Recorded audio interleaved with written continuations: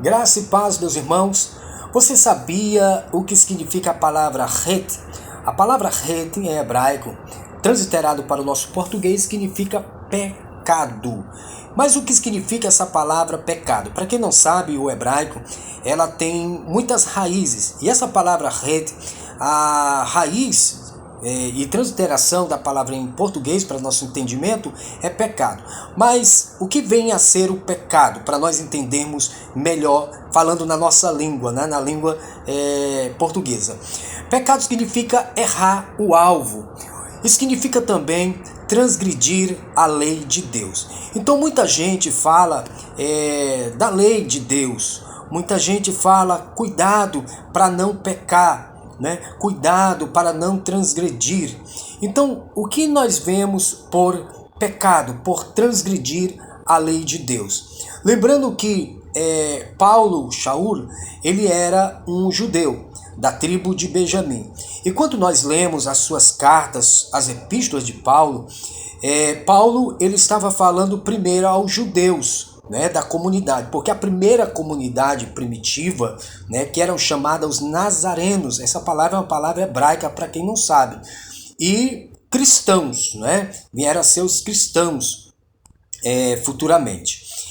E Paulo ele sempre está falando de 3 leis. Quais são as 3 leis? Primeiro, Paulo ele era um judeu, era zeloso pela lei de Deus, e ele estava se preparando para assumir o Sanhedrin, que na sua época ele estudava com o grande Rav, o grande rabino Gamaliel, que era um dos maiores eruditos da Torá da sua época há 2000 anos atrás. Ou seja, ele constituía do Sanhedrin, Gamaliel, que era os 70 anciões, né, 72, com Moisés e Aharon, que era Arão.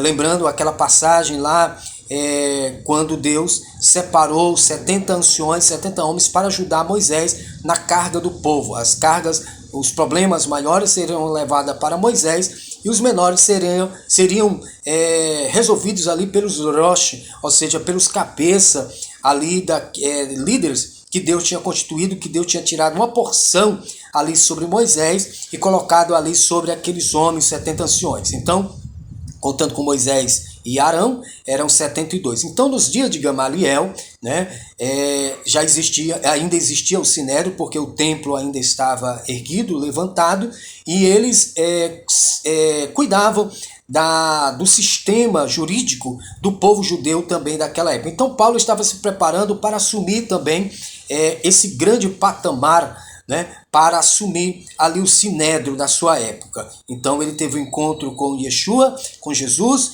e ali a sua vida foi transformada, e ele passou a ensinar as comunidades judias, que os primeiros que começaram a crer em Jesus eram judeus, né?